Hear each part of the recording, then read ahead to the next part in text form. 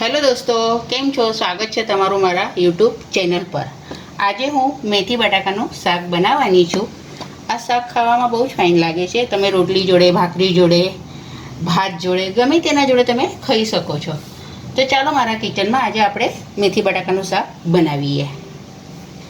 ખીચડી ગઈ છે, હવે આપણે આમાં અડધી ચમચી જેટલી આમચૂર પાવડર નાખીશું, કેમ કે મેથી કડવી હોય છે એના માટે સેજ ખટાશ અને સેજ ગળપણ અને 1 ચમચી જેટલી આપણે ખાંડ નાખીશું। હવે આપણે થોડું પાણી નાખીશું। આમ તો મેથીનું પાણી છૂટ્યું છે તો એ થોડુંક નાખવાનું। હવે આને મિક્સ કરી લઈશું અને 5 જ મિનિટ માટે આપણે થવા દઈશું, એટલે આપણું શાક તૈયાર। મેં કઢાઈ મૂકી છે, હવે એમાં તેલ નાખ્યું છે, રાઈ નાખીએ, જીરું નાખીશું, લસણની કળી ઝીણી કટ કરી દીધી છે એ નાખીશું આપણે, 5 ચમચી હિંગ,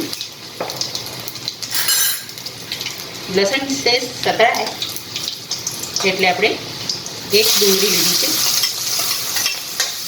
ઝીણી કાપી દીધી છે, એ હવે આપણે ટ્રાન્સપરન્ટ થાય તો લગીને સાતળી લઈશું।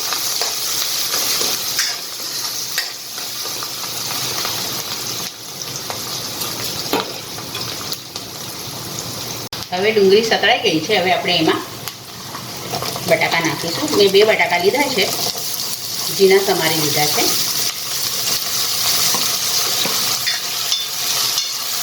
હવે આને આપણે લગભગ 5 મિનિટ માટે થવા દઈશું। એના પહેલાં આપણે આમાં બટાકા અને ડુંગળીના ભાગનું મીઠું નાખી દઈશું। હવે હલાવીને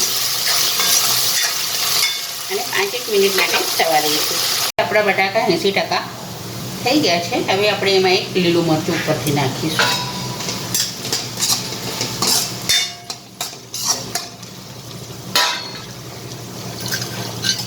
હવે આમાં આપણે અડધી ચમચી હળદર નાખીશું અને હલાવી લઈશું।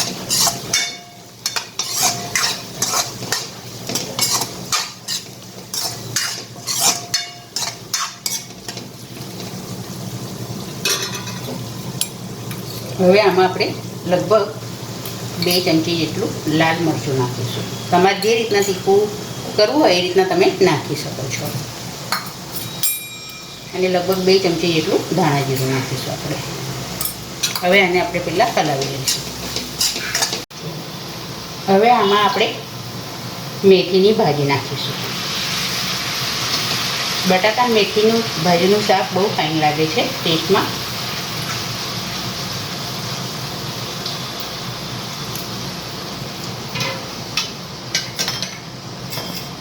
હવે આપણે આ બધું મિક્સ કરી લઈશું।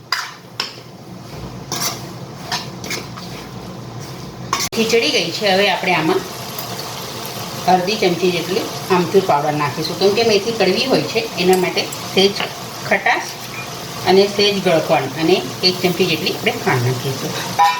હવે આપણે થોડું પાણી નાખીશું। આમ તો મેથીનું પાણી છૂટ્યું છે તો એ થોડુંક નાખવાનું।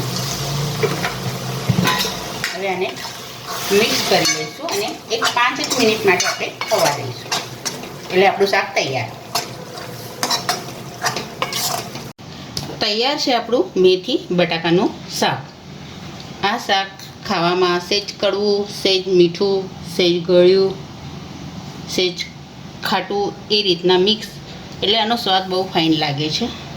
આ રીતના બનાવ્યું છે તો તૈયાર છે આપણું મેથી બટાકાનું શાક। જો તમને આ વિડીયો ગમે હોય તો લાઈક કરજો, શેર કરજો, ચેનલ પર નવા હો તો સબસ્ક્રાઈબ કરજો।